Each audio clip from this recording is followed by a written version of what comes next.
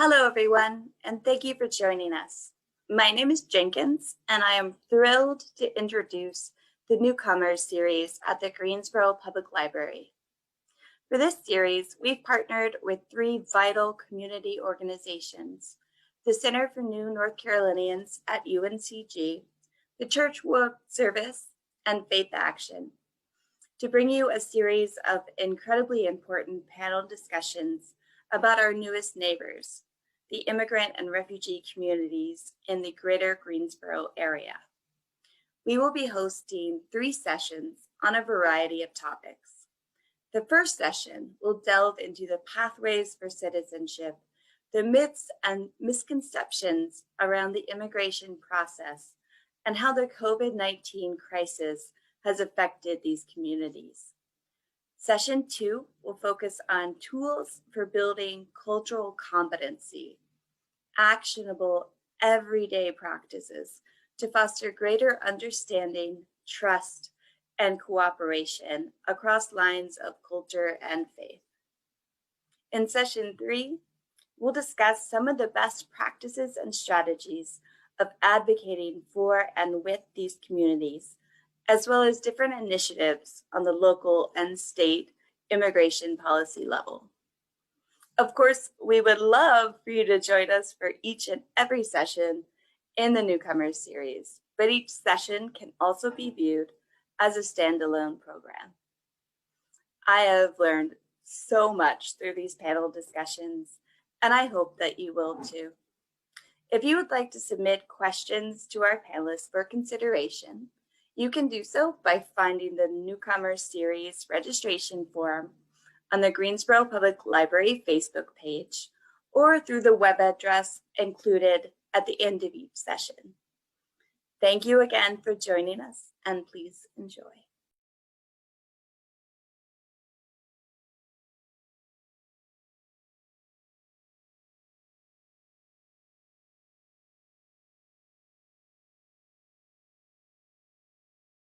I'm Megan Shepard. I'm the Office Director for CWS Greensboro Immigration and Refugee Program.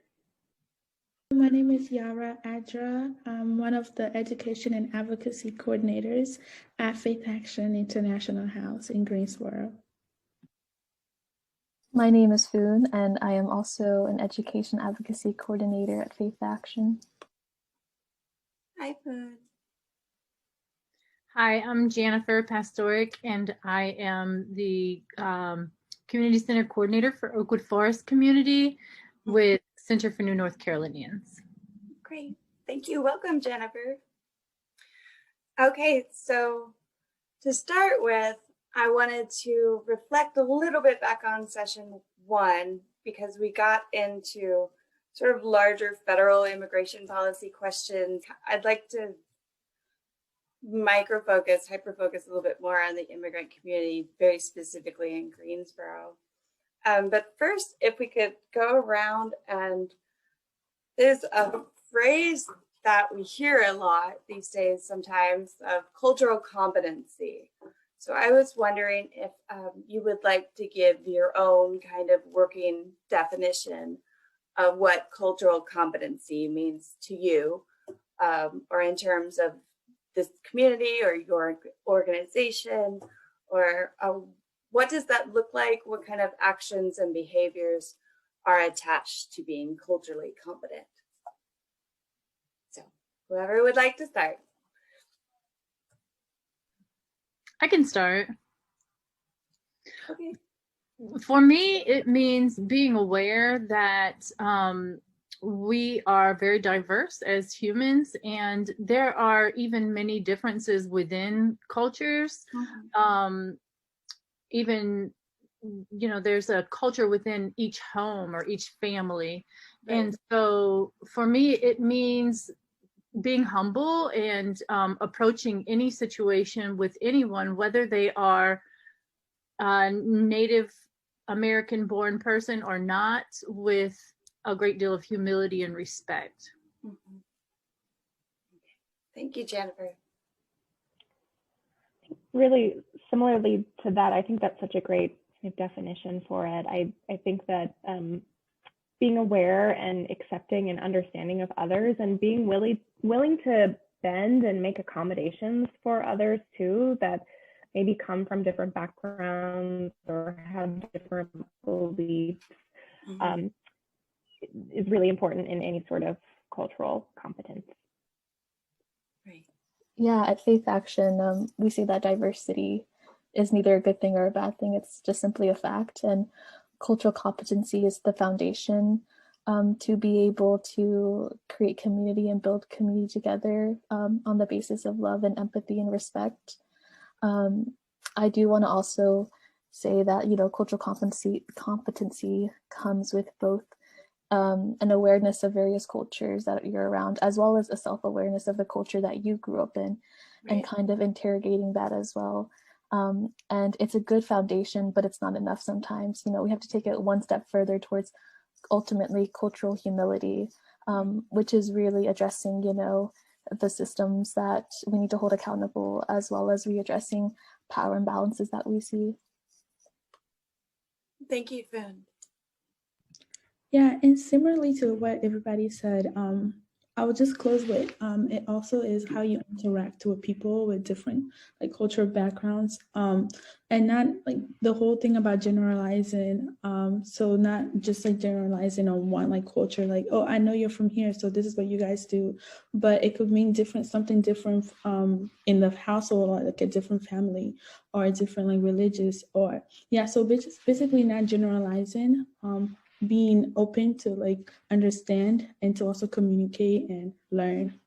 Right. Thank you all. Well, Yara, this is dovetails into my next question. I think in the last session you had mentioned a great community, a community made up of different communities.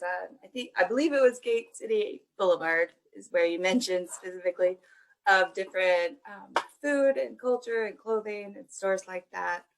I am new to Greensboro. I moved here January 1st. So to someone new to Greensboro, how would you describe this area of the city? Gate City, formerly known as High Point Road. And I always tell people, like, you have to be like an OG if you're able to tell somebody, oh, go to the Time Warner Cable on High Point Road. They'll be like, wait, what? What's Time Warner Cable? Like, I know Spectrum on Gate City. Like, so yeah, Gate City is formerly High Point Road. It's like a street full of like so much ambiance. So you start from like like so deep down in like Greensboro, like going towards like Brown Summit almost, and driving all the way to like Jamestown, and you see like Gate City, and like going down on it, you see so many different businesses and so many stuff. Like you can like go play like the jumping place on Gate City, and then there's also like the Mexican restaurant right there, and then there's just like barbershops, gas stations. It's just so fun. It's almost like West Market, but like on like steroids. It's like so much more businesses and so much more. I remember when I first came to like Greensboro, like it was like my home, going down Gate City Boulevard and going to Gapo International Store. It's an African grocery store down there, and I hadn't known that there was such thing. And they had like these little puff, like it's a snack that we eat. And I saw it there, and I was like, oh my God, this is just like Togo after all. So yeah, that's like going down on Gate City Boulevard and telling people that are like newly here. Like I remember my uncle coming from Burkina Faso, and I was like taking him around to go do some like errands, and I'm like, yeah, let's go to Gate City. You're gonna find so many places.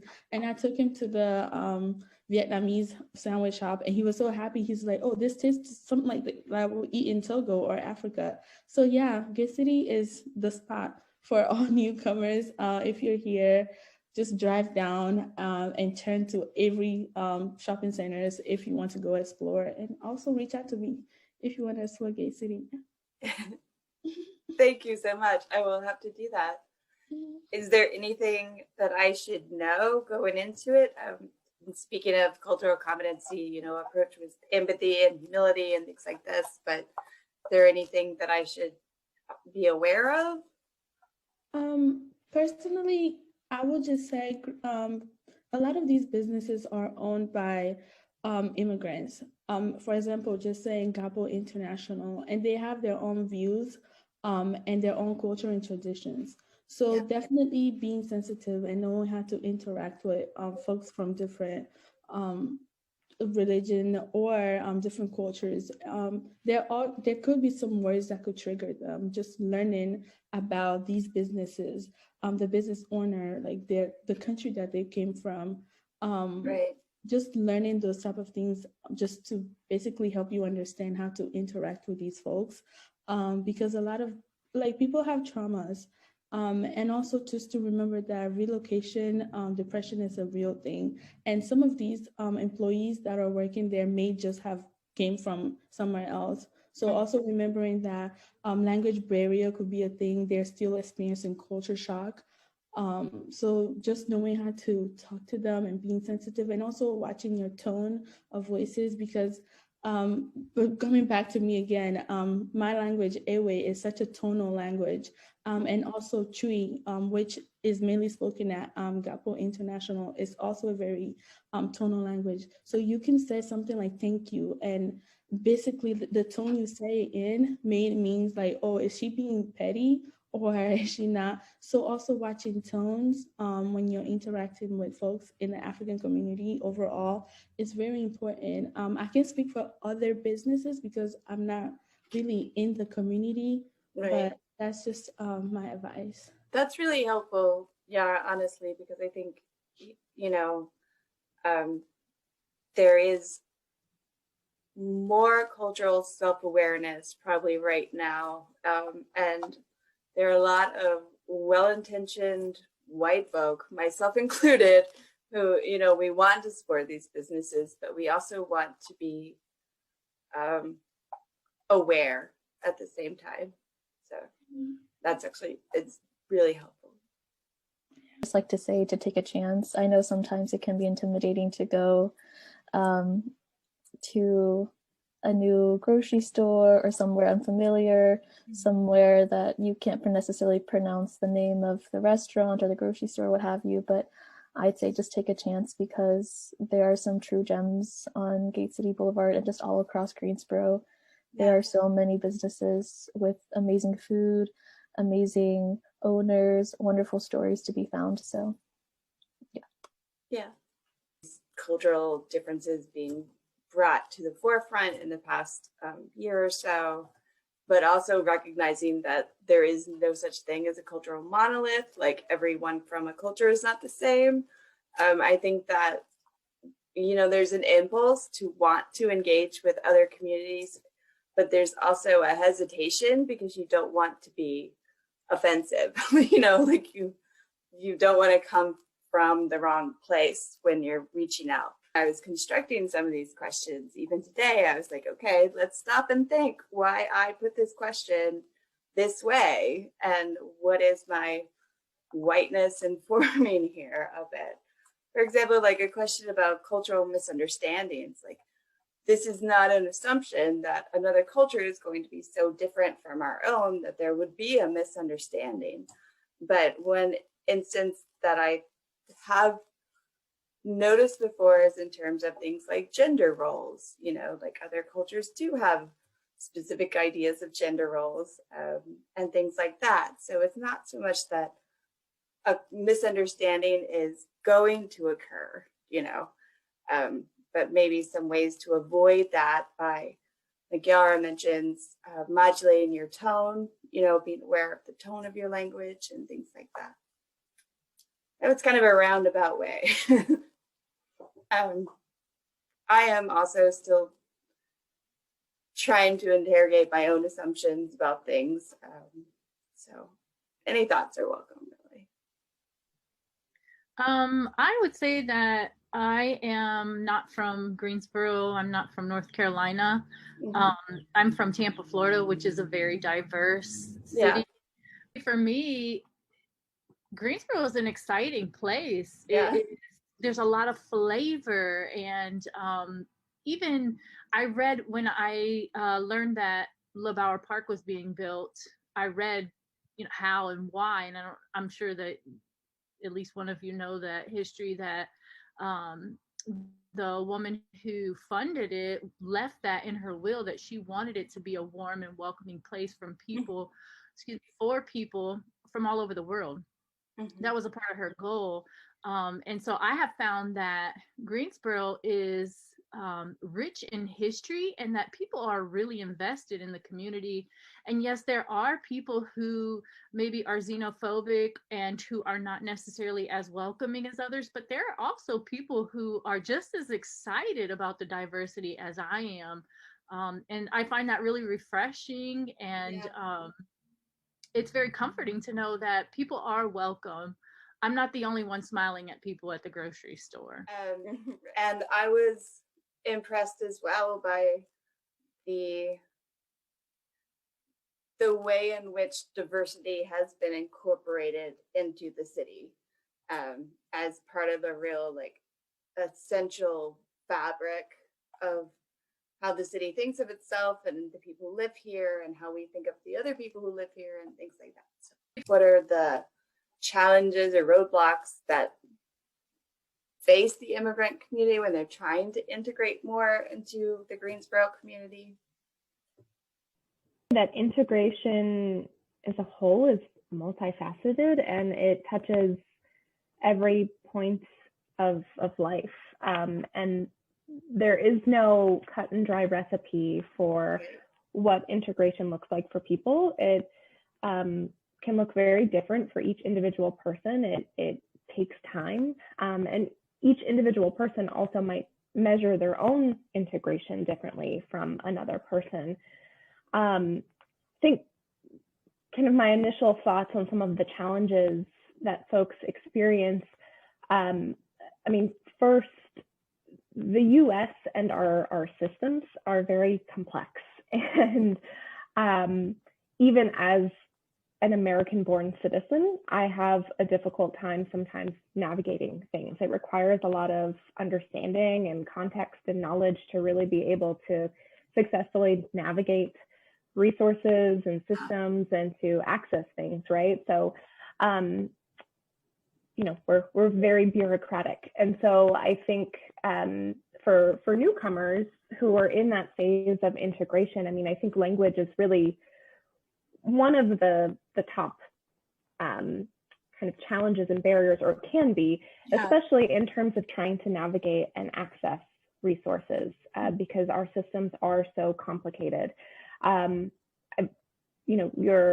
Your question also kind of prompted me to think about this past year as we've been living through a pandemic. And on top of that language piece and just kind of having the understanding and context of how to navigate systems, also been this realization that as things are remote and we've been living through a pandemic, more and more has been shifted to an online platform, to schedule a COVID test or your vaccination. Like a lot of that is online now, let alone like kids enrolling into school or what have you. So there's this other piece of digital literacy that's become even more prominent just in the past year, whereas before COVID-19, a lot of this maybe could have been done in person, but now it's just become even more difficult. But like I said, integration is kind of all pieces and all facets of life. But I think that those could be kind of two of the most prominent, or two challenges that are kind of at the forefront, that come to mind. Yeah, I'll step in as well. Reflecting from my personal experience, my family was resettled to Greensboro in 2002. We're Montagnard, by the way. And there were a multitude of challenges. And I think Megan did a great job of naming the language piece and the social systems, as well as just the overall culture, the culture shock of being in a new city, a new place that's very different from the one that you grew up in or the one that you're most familiar with. And reflecting on being Montagnard as well, which is like an ethnic group within a minority group. So being like my parents needing help with certain documents or needing to get a translator, interpreter for like medical purposes. and then being given a Vietnamese interpreter because folks didn't understand. Folks were like, okay, you're from Vietnam, so you must speak Vietnamese, so here's a Vietnamese interpreter. When my family did not speak Vietnamese but needed specifically Banong, the Banong language for our documents. So there are definitely a whole lot of different obstacles and roadblocks that folks face. There's also, we can also talk about the trauma that people are coming here with, the trauma of war, of instability, of government corruption, all of the above that they are also bringing here and are expected to kind of operate under normal conditions, go get a job, enroll your children in school, make sure you're taking care of your health, when they're also having to deal with, these memories from the past as well. And so that's just touching the base, I will say that I think Greensboro is very lucky that we have so many different agencies and organizations that will walk alongside our newest neighbors, our newcomer communities that are arriving, and have that cultural competency and cultural humility that we were talking about in the first set of questions. Even I've seen like families who are not documented, their children may be documented, and the children are still experiencing the same kinds of inhibitions as the parents. Yeah. So that's very complicated. It's sort of a mindset. So there are a lot of vulnerabilities. Yeah. On the flip side, I will say, one of the institutions I work closely with is the school system in Guilford County. And I have witnessed and continue to witness many people working very hard to make very positive impacts, and to do the best that they can to help people rise above circumstances. So that is a great privilege. Yeah.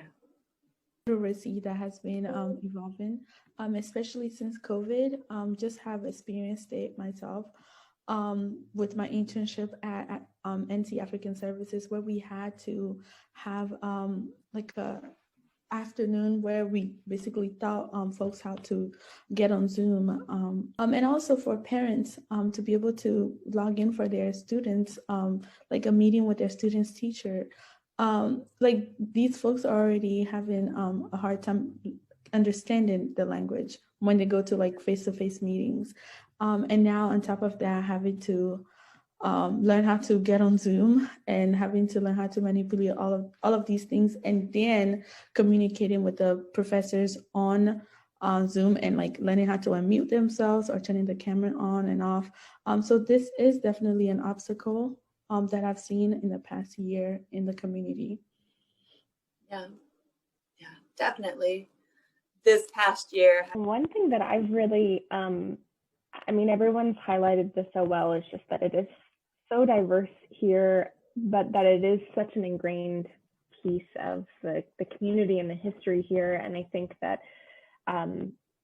it's just been, the diversity has been, that piece has been strongly embraced kind of within the culture of Greensboro. And I just, pre-COVID, there was always kind of so much going on around the city.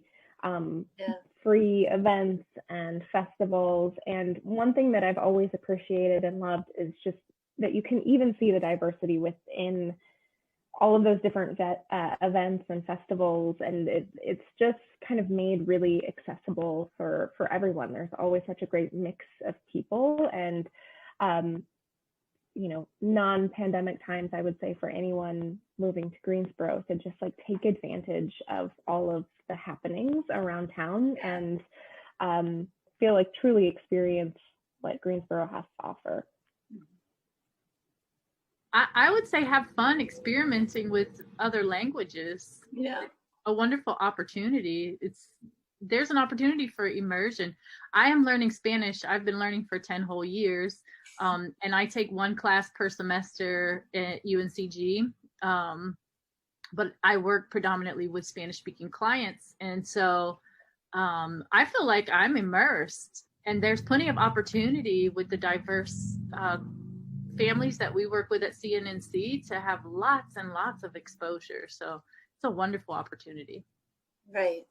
So on sort of the flip side of that, if you knew someone from an immigrant community who was planning to move to Greensboro, would you have any advice for someone entering the community without maybe, or America in general, or anything like that?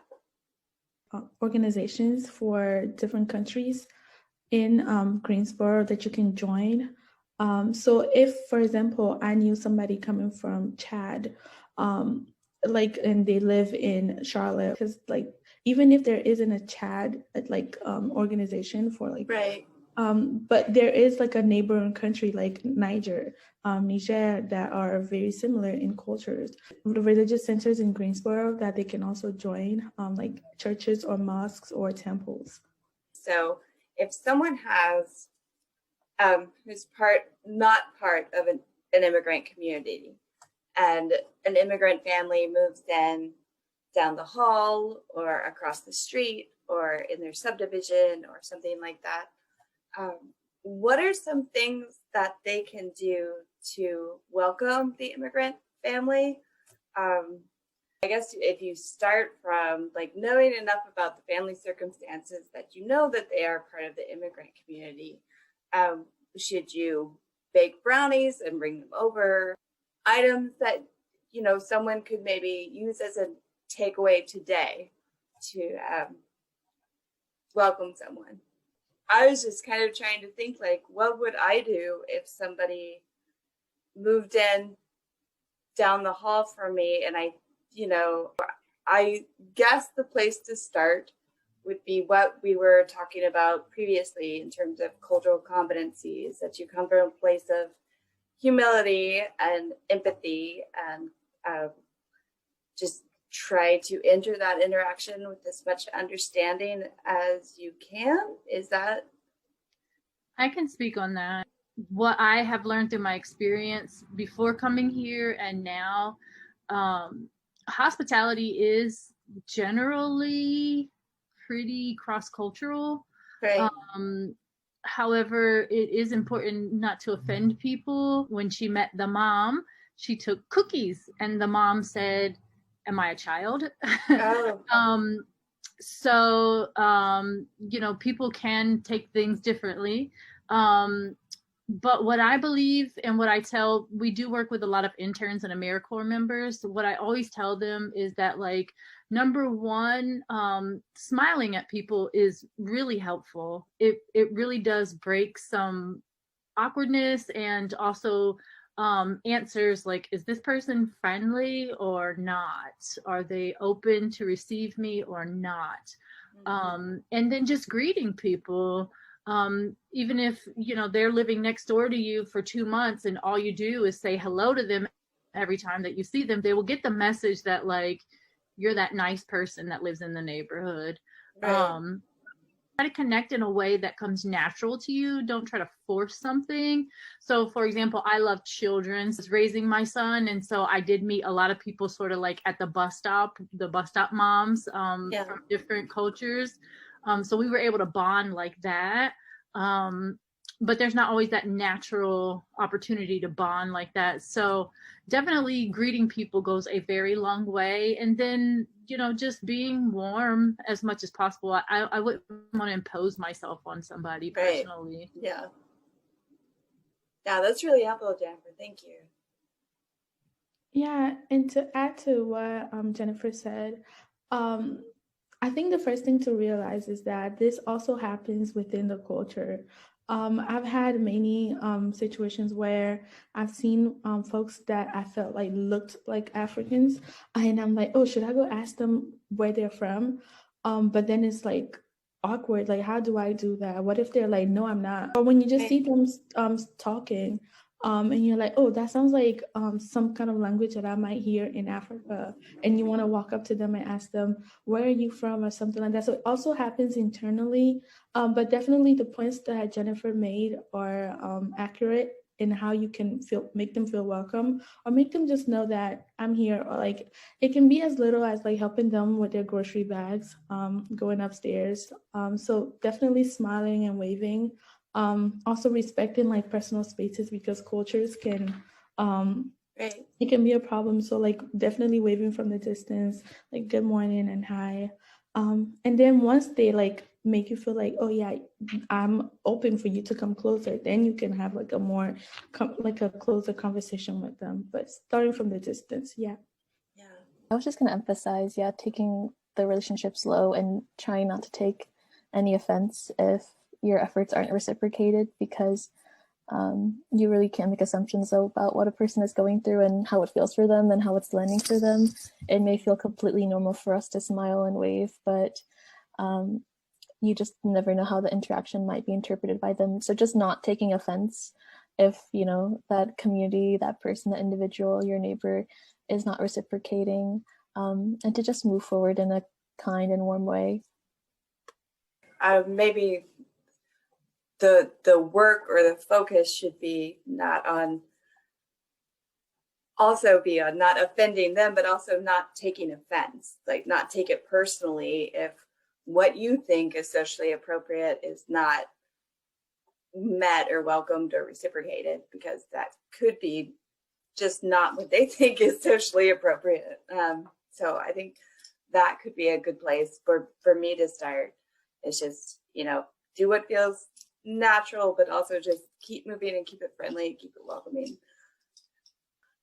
What are some things that organizations can do to help support these communities and, these kind of small, everyday, actionable ways? I mean, obviously, like having a conversation like this is one way. Or are there easy things that, folks who aren't within the community might not think about to help the community kind of navigate?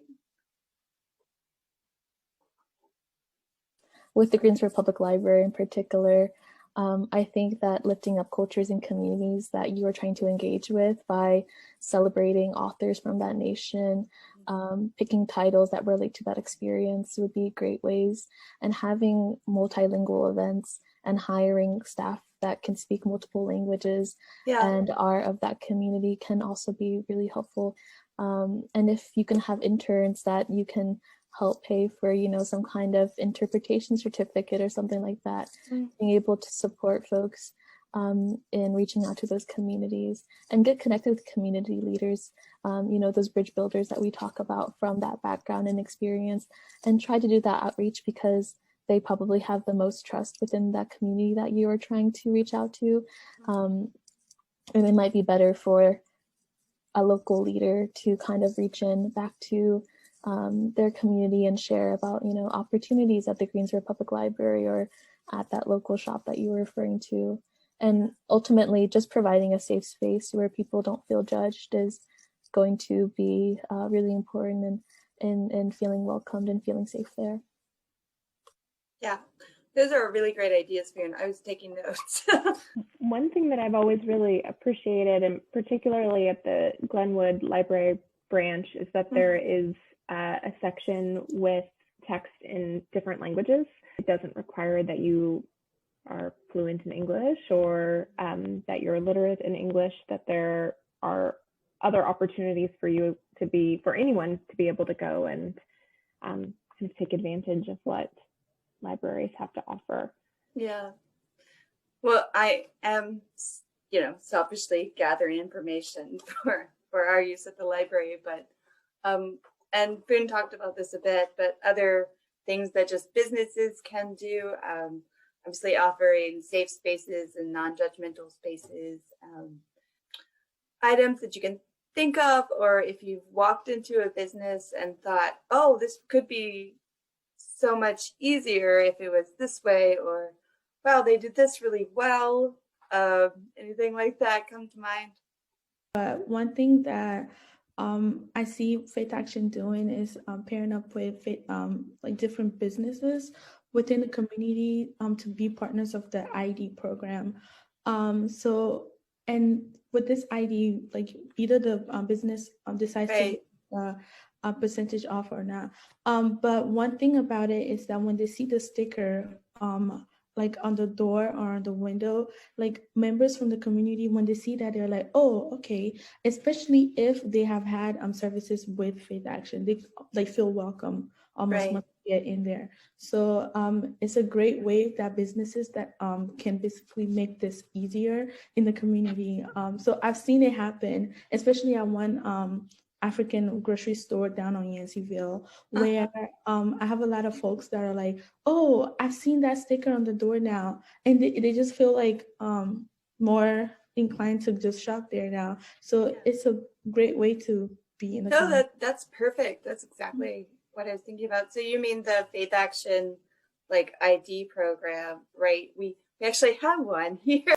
Other than that, I think another great way to kind of make a minimal impact is to strategically utilize like art and decor to say like, this is a place for everyone, so that it looks like we're from all over the world instead of just saying this is just a place for just this kind of a person. So that kind of othering process, and then sort of talking about the criminalization of the immigrant community.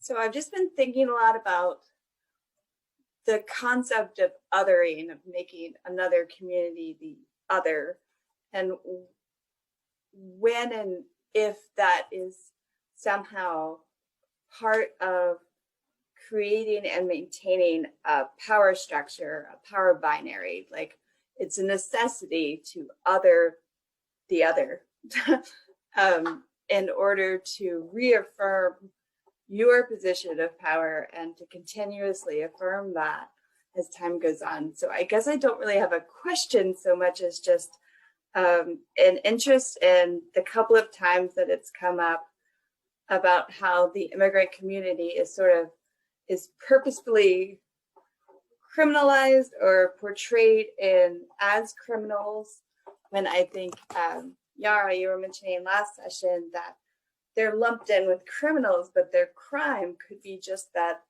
they're late on their visa. It's like, it's paperwork. It's not armed robbery or something.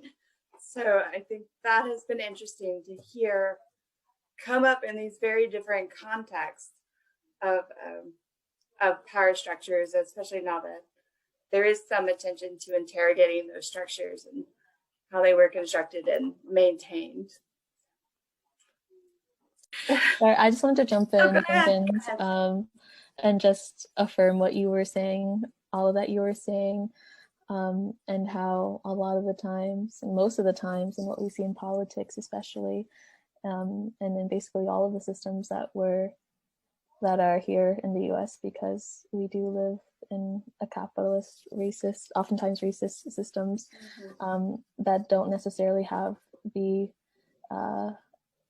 don't necessarily benefit communities like mine and Yaida's and other immigrant and refugee folks, you know.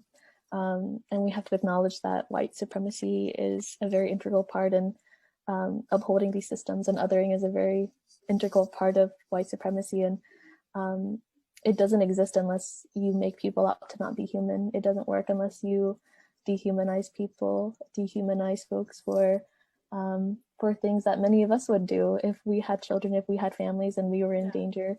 Many of us would also probably choose to try and find an opportunity elsewhere. And I think it's really important to think about it, but also to act on it, and acknowledge the privileges that we have and our abilities to change the system, and our abilities to do more than just know, but also do, and our abilities to take action and to support legislation that moves things forward, to donate to mutual aid programs, to donate to local nonprofits, and to continue to do the work, because it doesn't happen unless all of us are involved. It doesn't happen through passiveness. We have to be fully in it, and we have to be willing to take risks and lose friends and potentially cut ties for the betterment of, you know, a future where we are inclusive, where we are living through the lens of justice and equity for all.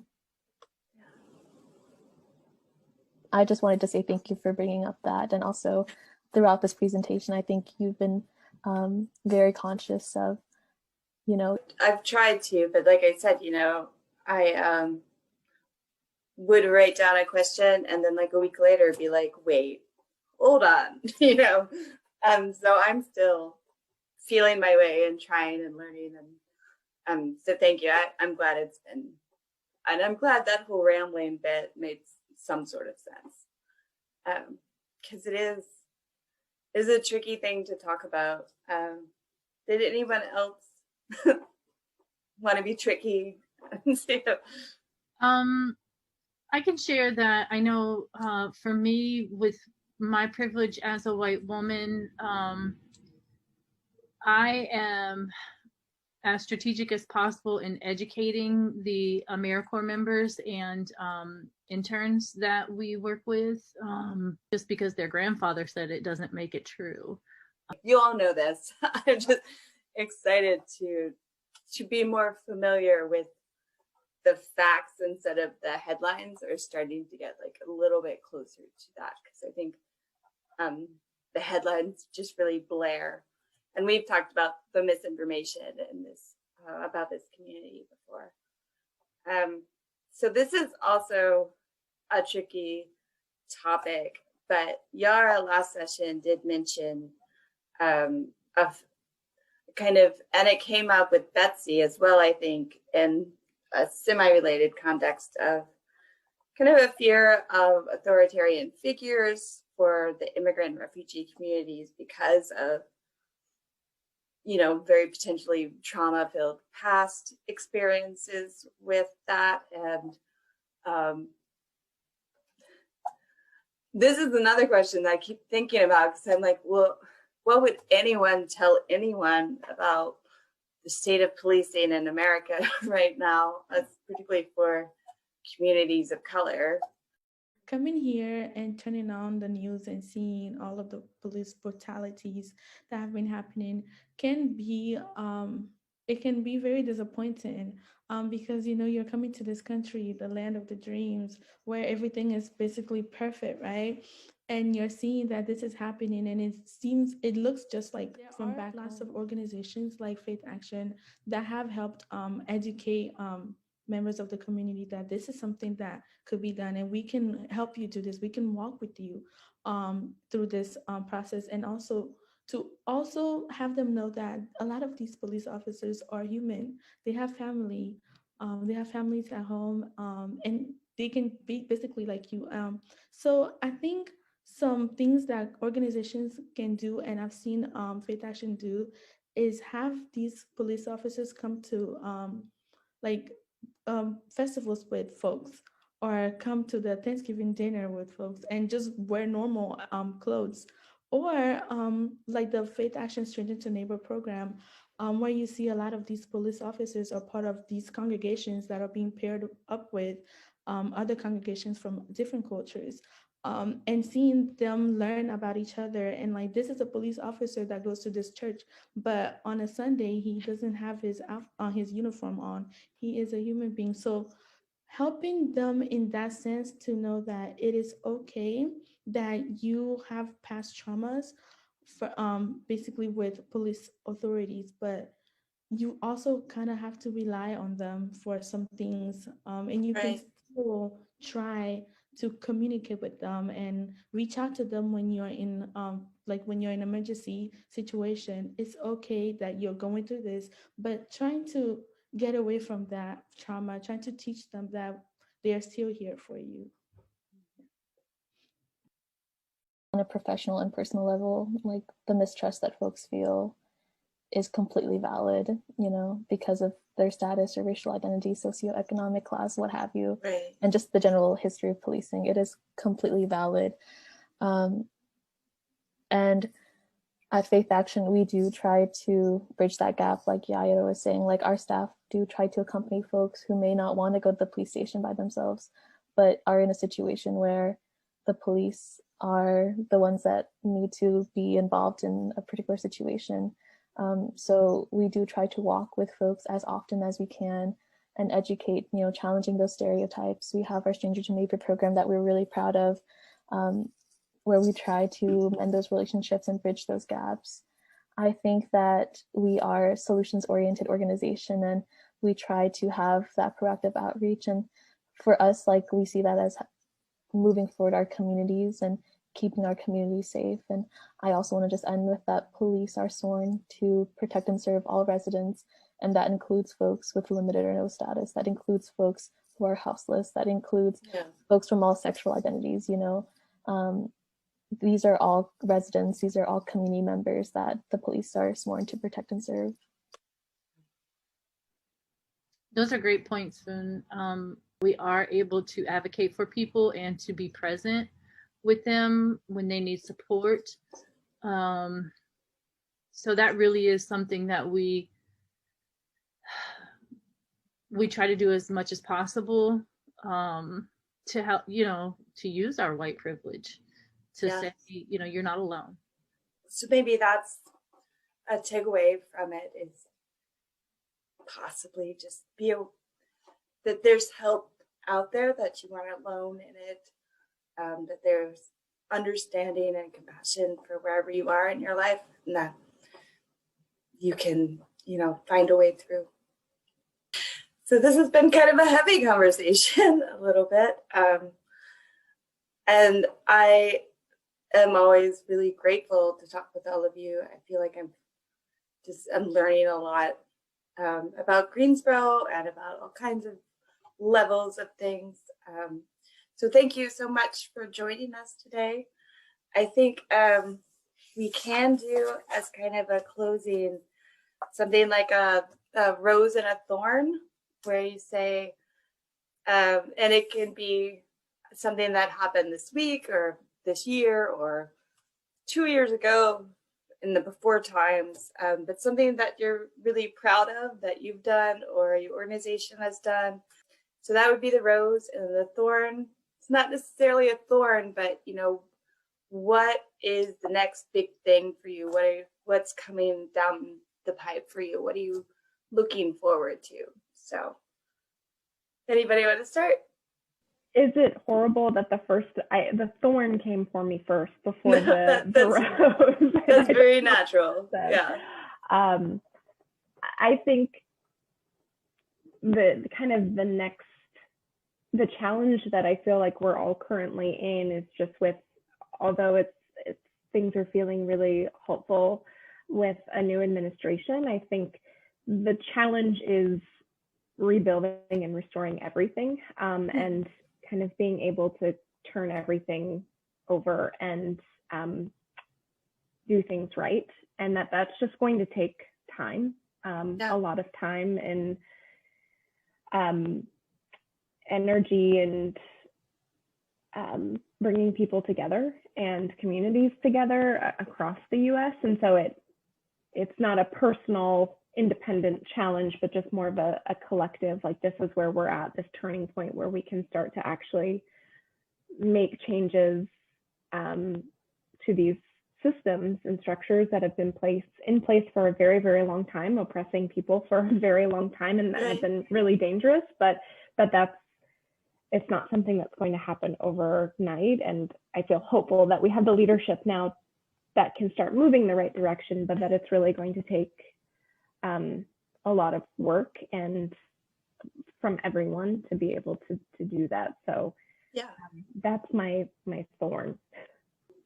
And I guess my rose, while I'm still on unmute, it's just that we've made it so far through the pandemic. I mean, here we are, you know, just thinking of the CWS Greensboro office, and it's been just a little over a year since we moved to remote work, and we've made it through. You know, seeing so many people be able to get vaccinated is really also hopeful, and that's exciting, and I feel hopeful too. Definitely.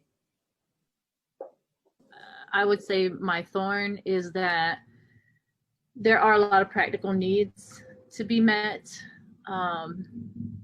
And so what I constantly am working toward is locating and strategically utilizing resources to help meet as many needs as possible. And then my rose is definitely having the privilege to work with such resilient people. People are so incredibly resilient. It is amazing. It is inspiring. It is so rewarding. Yeah. Yeah, I think a rose for me, I think has been working in the nonprofit world, especially in Greensboro. I think there are a lot of assumptions people make about the South, and about, you know, the history of the South, and this is all true, but the way that organizing happens in the South and the way that community members and advocates and coordinators and organizations show up in the South, I think is something to be said for, given the history, given all of the things that we have had to endure to be able to come up in the nonprofits that we all exist within. I think has been incredibly profound for me, and also connecting with young people who carry the vision along as well. And it is really great to have coworkers like Yaira, like my AmeriCorps friends at FaithAction, who give their heart and soul and everything into the work that they do. And it's not for nothing, you know, like I genuinely believe that all of this collective work that we are putting towards our refugee neighbors, our refugee community members, our immigrant neighbors, everyone is going to lead to something greater than ourselves. But of course, I think the thorn is that we continue to exist in the system. We continue to have to try and do our work in very difficult times, and oftentimes without a lot of resources, whether it's financial, people, resources, things like that. I think it can be days can be very difficult, but yeah, I try to center on that, you know, it is a process and it's a journey. And though, you know, I may not witness what I want to see for myself, knowing that maybe it can happen for my younger siblings or for the generation that comes next, is really powerful for me. I'm so proud of the work that is being done in the community by organizations like us that we're all here today. I think the past administration was a tough one, especially for folks like us. So I'm so proud that organizations like FaithAction are still standing, and they're still serving the community. And a thorn will be, I'm such a passionate person for this work, and I'm very emotional as well. So a thorn for me will be not being able to like basically help everybody, and just realizing that. And like Foon said, it could be for the next generation. But I'm so proud of being part of this movement and being part of this organization and just being part of the Greensboro community and helping out as much as I can. And just to say to anybody out there, you don't necessarily have to be an employee of such organization to make a change or to be proud as well. You can just do it. You can do it at Walmart, in the parking lot or anywhere. Yeah. So yeah, get out there and be the change you want to see in the world. And I'm proud that we're all here basically doing that today.